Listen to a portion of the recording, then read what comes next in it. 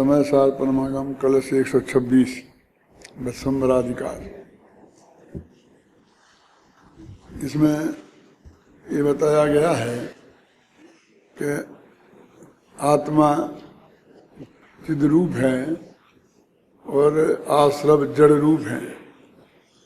इन दोनों के बीच दारुणेन व निर्दयता से भेद विज्ञान करके फिर पर से हटकर स्व में लगकर जो निरंतर अभ्यास करते हैं लगने का, उनको द्वितीय च्युतः वे दूसरे से च्युत हो जाते हैं, मतलब दूसरे को छोड़ देते हैं और अपना विज्ञान घन जो भगवान आत्मा है उसका आश्रय करते हैं। इस कलश को अपन ने पढ़ा था कल। बनारसी दास जी ने इसका जो पद्यानुवाद किया है वो भी इसी आशय का है, ज़्यादा कुछ फर्क नहीं है। उसे भी पढ़ लेते हैं। शुद्ध स्वच्छंद अभेद अबाधित भेद विज्ञान सुतीक्षण आरा अंतर भेद स्वभाव विभाव करे जड़ चेतन रूप दुफारा सो जिनके और उपज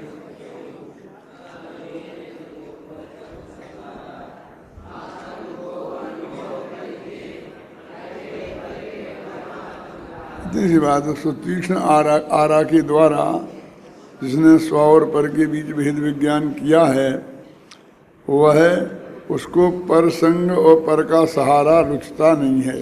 रुचता नहीं माने अच्छा नहीं लगता है, इतना ही नहीं है। अच्छा नहीं लगना और बुरा नहीं लगना ये तो राग द्वेष का काम है, और रुचना है वो श्रद्धा के अर्थ में है। माने उसकी श्रद्धा में पर का साथ लेने का श्रद्धा बिल्कुल ही नहीं रहती है।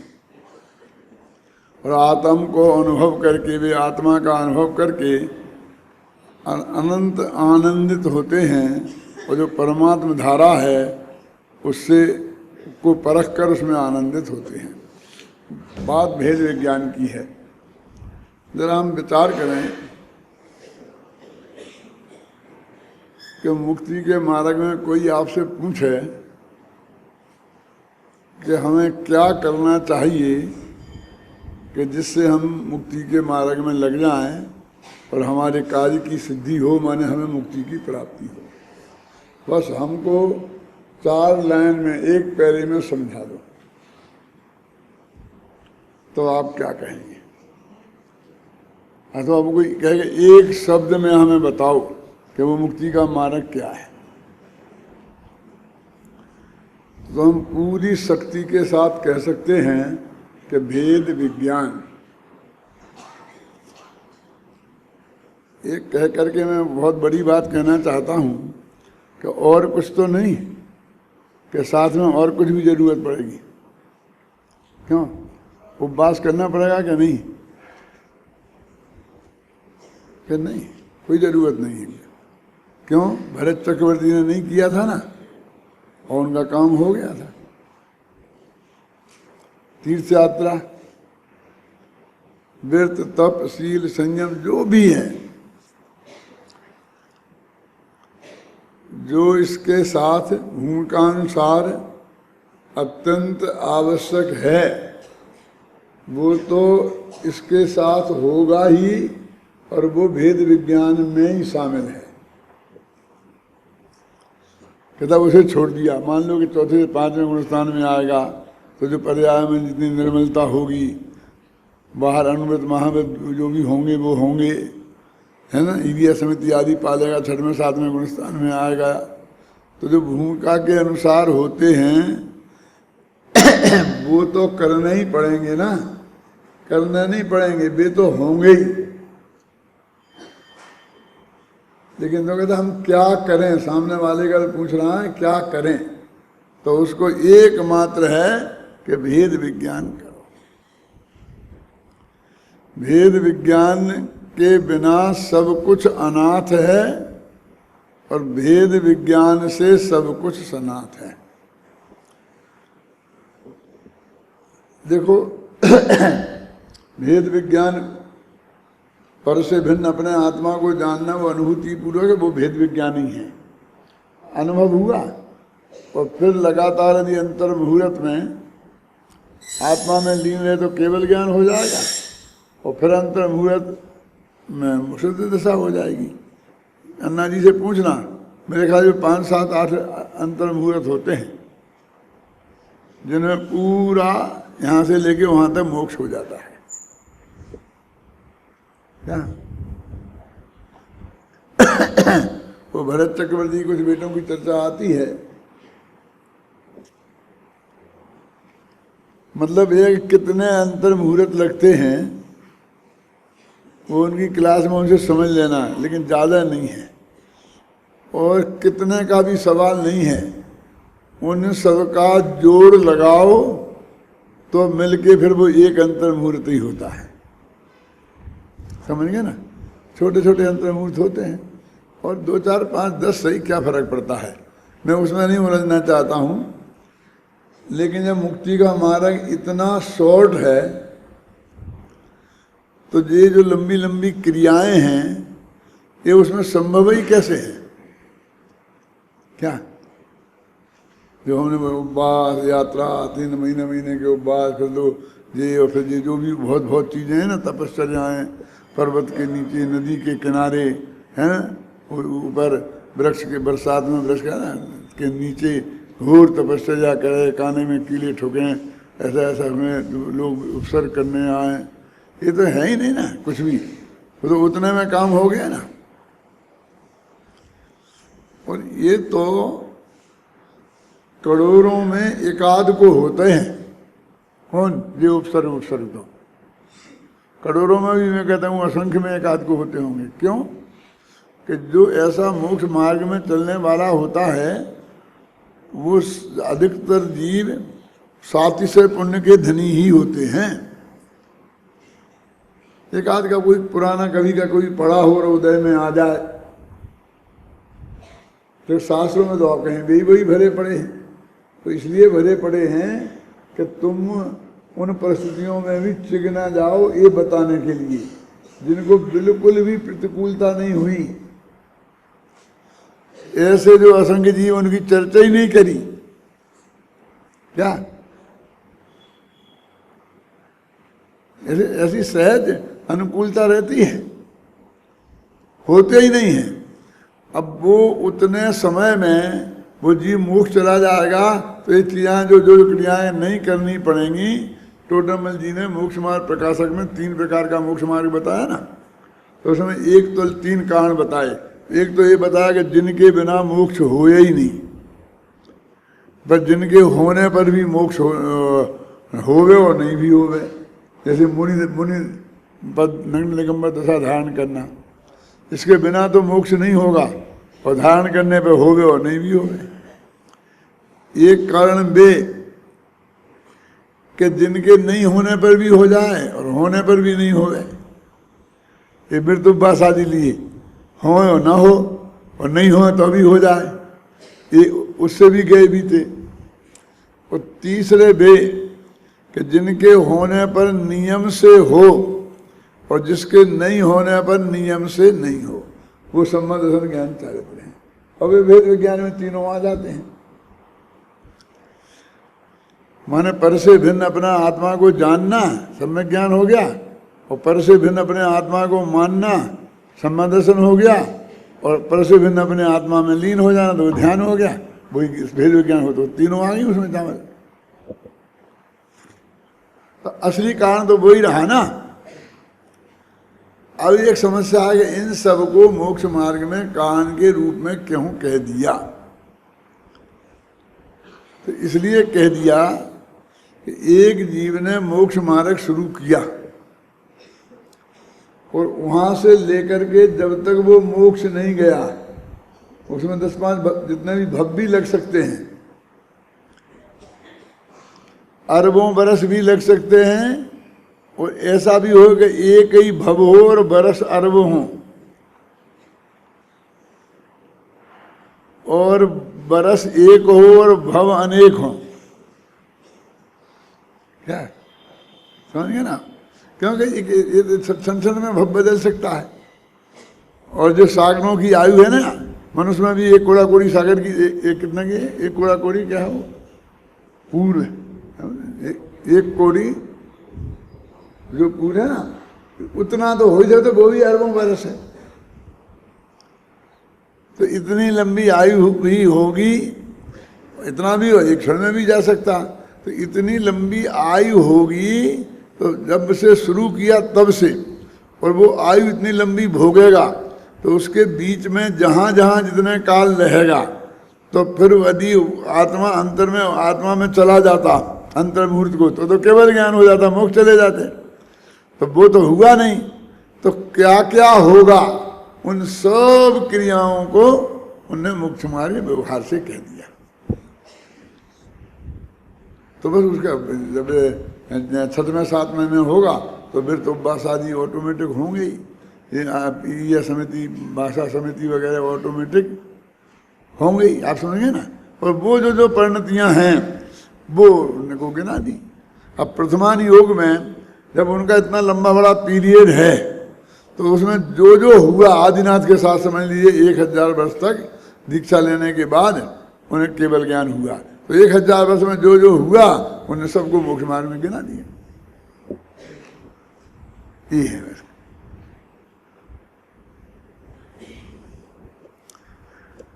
जैसे हम कहते हैं कि एक परीक्षा चलती है, तो परीक्षा के टाइम पर विद्यार्थी रात को जगते हैं तो पढ़ने के लिए, और सोते हैं तो वो भी पढ़ने के लिए। कहते हैं ना, क्यों कि सोए नहीं तो फिर वो नींद आती रहे तो पढ़ ही नहीं सकते।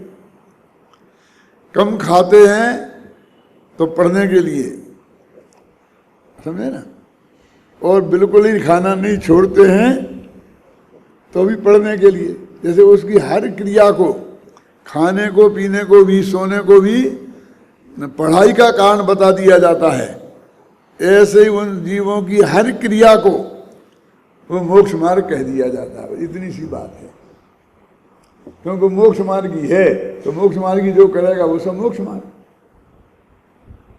वास्तव में वो कारण है ही नहीं, तो फिर उनके करने का उपदेश दिया। जो कारण नहीं है उन्हें करने का उपदेश दिया जाएगा। वे तो होते हैं, करने जैसी चीज ही नहीं है। करने लायक तो एकमात्र भेद विज्ञान है, ये इसका अभिनंदन है असली। अब सुनो कि वो भेद विज्ञान देह से, राग से जो भी किया, अब करना तो जब तक वो भेद विज्ञान निर्णय रूप नहीं हुआ, सम्यक निर्णय रूप कि ये मैं हूं ये नहीं हूं ऐसा, तब तक तो वो प्रयत्न किया जाएगा कौन कि हम समझें, उस बात को समझने के रूप किया जाएगा। अब वो बिल्कुल पक्का निर्णय हो गया और समझ में बात आ गई, तो उस भावना को दोहराते रहना पड़ेगा, क्योंकि वो फीकी ना पड़ जाए। भाषा ऐसी भी कह सकते हैं कि दोहराते रहना पड़ेगा, और ऐसी भी कह सकते हैं कि वो इतनी अच्छी चीज है जो उसने आज तक नहीं की थी, और वो रुचि के अनुकूल है, दोहराता रहना नहीं पड़ेगा, वो ऑटोमेटिक दोहराता ही रहेगा, वो उससे छूटेगा ही नहीं। तुमने कोई चीज खाई और बहुत ही बढ़िया लगी और स्वास्थ्य के लिए भी अनुकूल लगी, तो फिर तुमको खाते रहना पड़ेगा उसे, क्यों? फिर प्रेम से खाओगे।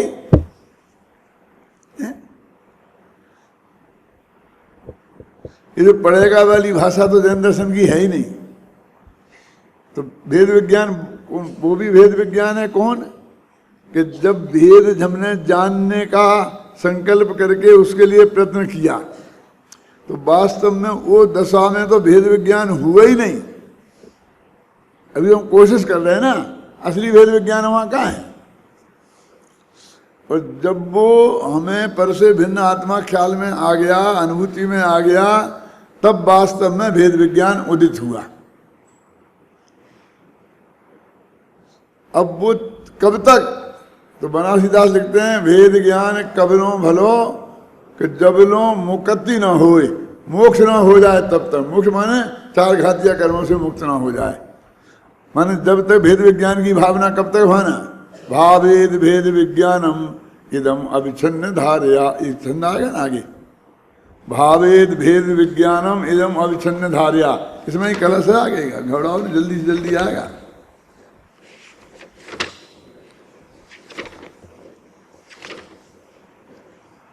है ना 130 कलश, पेज नंबर 302 समय सार में।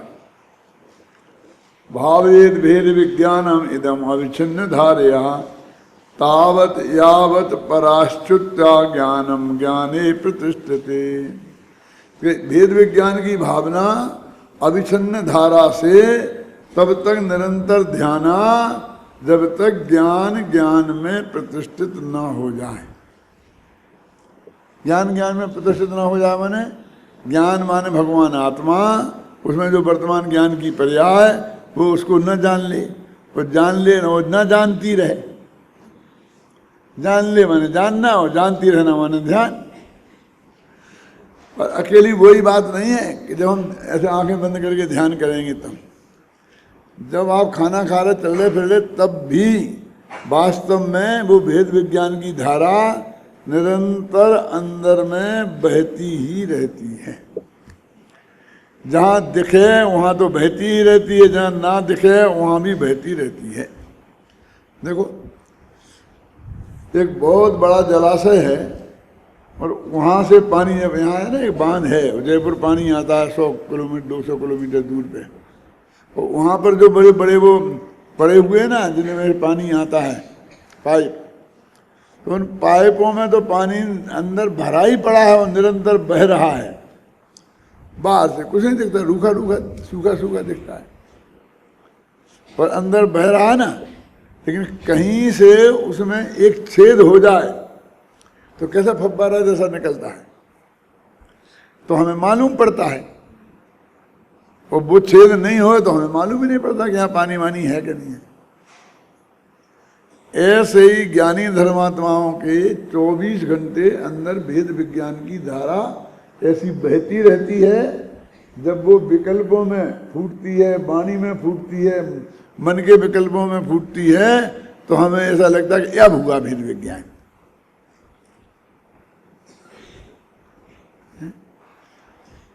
देखो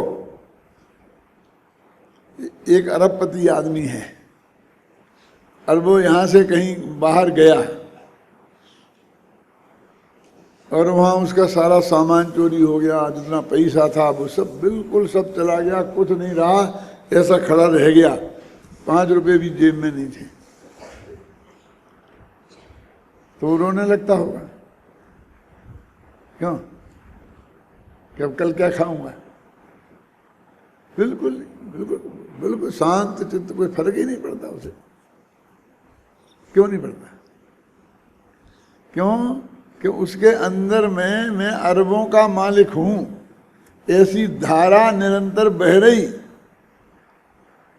और हम ये कहते क्या हो, देखो इतना सब चला गया, कुछ नहीं, ये ऐसा कर रहा, खिलखिला के हंस रहा है। अभी फोन है ना जेब में, अभी फोन करूंगा और बरस जाएगी सब चीजें, आ जाएंगे, लोग दौड़े दौड़े चले आएंगे और पैसा आ जाएगा, कुछ नहीं, खत्म। क्यों? तो आने की जरूरत ही नहीं पड़ेगी। मैं इतना ही कह दूं कि मैं अंबानी हूं, कि मैं कोई भी ऐसा नाम ले दूंगा तो सारा दुनिया जहां होगा वहां हमारे पैसा बरसने लगेगा, कोई पूछेगा ही नहीं। ख्याल में है ना? तो वैसे थोड़ी वो मुंह से कहता फिरता है, मुंह से तो बोलेगा तब मालूम पड़ेगा ना, मन में भी विकल्प नहीं आता है। लेकिन अंदर में मैं क्या हूं, ये अरबपति हूं, जब ये धारा बह सकती है और मैं त्रिकाली ध्रुव हूं, ये क्यों नहीं बह सकती? इसलिए मैंने रसूल चिट्ठी में बहुत विस्तार से ये बात लिखी है टोडरमल जी के आधार पर कि भेद विज्ञान 2 तरह का होता है, आत्मानुभूति 2 तरह की होती है। ये आत्मानुभूति ही है। और वहीं एक दूसरा आदमी है जिसके पास 100 रुपया का नोट जिसका चला गया है, जेब कट गई है, वो दहाड़ मार के रोता है, क्योंकि उसके पास बस 100 ही रुपया थे अब वो ना घर पहुंच सकता है, ना खाने को मिल सकता है, और जानता है कि मैं किसी से कहूँगा तो कोई विश्वास भी करने वाला नहीं है। कोई विश्वास क्या करे, कहूँगा क्या, है ही नहीं मेरे पास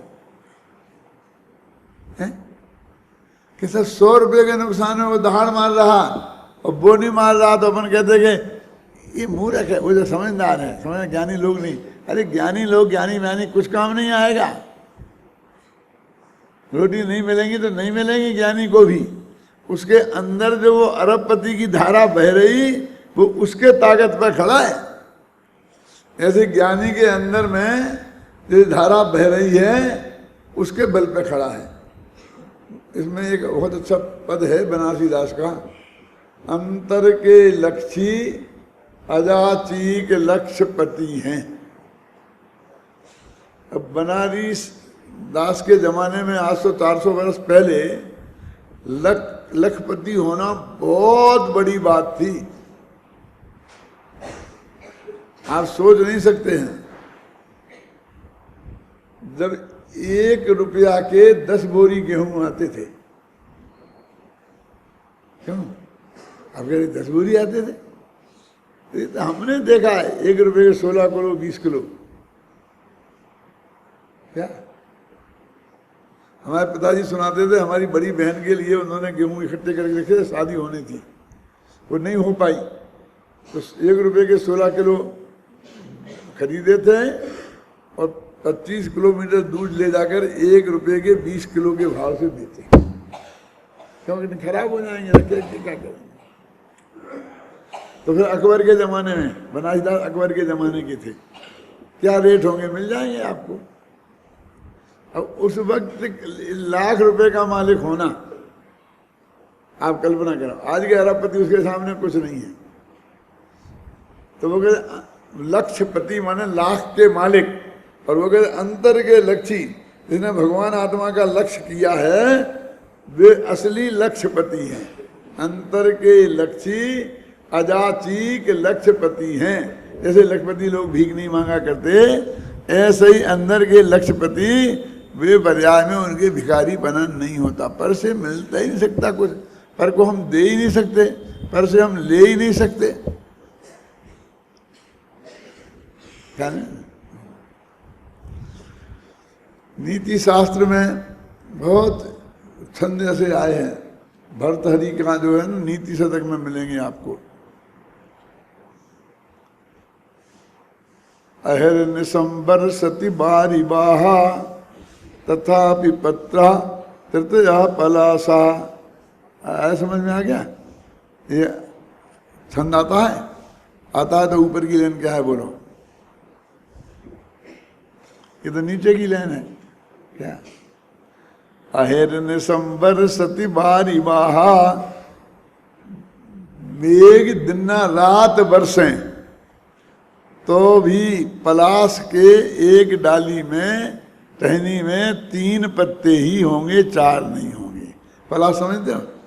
एक पेड़ होता है जो बुंदेलखंड में क्या बोलते हैं, छोला, जिसमें ऐसे फूल होते हैं बसंती रंग के, केसरिया रंग के, और उनका वो रंग बना करके होली खेलते हैं उससे। उसकी एक टहनी में 3-3 पत्ते होते हैं। बरसात आवे भयंकर तो भी 3 पत्ते होंगे, और नहीं आवे, कम आवे तो भी 3 होंगे। हैं? तुष्टो ही राजा यदि सेवकेभ्या, यदि राजा उनसे तुष्ट संतुष्ट हो जाए, भाग्यात् परम नैव दधाति किंचित। क्या? भाग्य से ज्यादा नहीं दे सकता।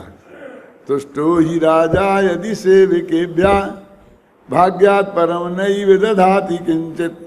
उसे भाग्य से अधिक नहीं दे सकता, क्योंकि बरसात दिन रात हो तो भी पलाश के तो 3 ही पत्ते होंगे। चपरासी से राजा खुश हो जाए तो कह देगा 100 रुपये की तरक्की कर दो इसकी, और ऑफिसर से हो जाए खुश तो कह देगा इसको 2000 रुपये महीने की तरक्की कर दो। अरे खुश तो दोनों से एक सही हुआ ना, लेकिन उसको 100 रुपया और फिर 2000। माने वो तो उसके भाग्य के अनुसार मिलता है, ये राजा माजा नहीं देता है। ऐसे नीति के बहुत वाक्य हैं। वहाँ यद्धात्रा लिखितम ललाट पट्टे तन्मार्जितम कह क्षमा, जो विधाता ने अपने भाग्य में लिख दिया उसे कौन मेट सकता है? अब अपने विधाता नहीं है, कर्मत पर या है, समझ लो है। क्यों कि जो नक्की है वो ही होने वाला है। इस आधार पर उनकी अजाचीक वृत्ति पनपती है। तो मैं जहाँ से मैंने बात शुरू की थी वो ये है कि वेद विज्ञान ही एकमात्र धर्म है और इसके अलावा कोई ऐसा धर्म नहीं है कि जिसके लिए करने का उपदेश दिया जाए, जिसके लिए करने का प्रयास किया जाए। बाकी सब धर्म कहने के हैं और होने के हैं। कहने के हैं और होने के हैं, इन दोनों वाक्यों में क्या अंतर है? बोलो, क्या समझे तुम? कहने के हैं और होने के हैं, बोलो कौन समझता है अपने को होशियार? वो हाथ उठाए। कहने के हैं मैंने वास्तव में नहीं है, व्यवहार से कहे जाते हैं, और होने के हैं मैंने भूमिका अनुसार होंगे, तुम्हारे करने से कुछ नहीं होता। अंतर समझ में आया ना?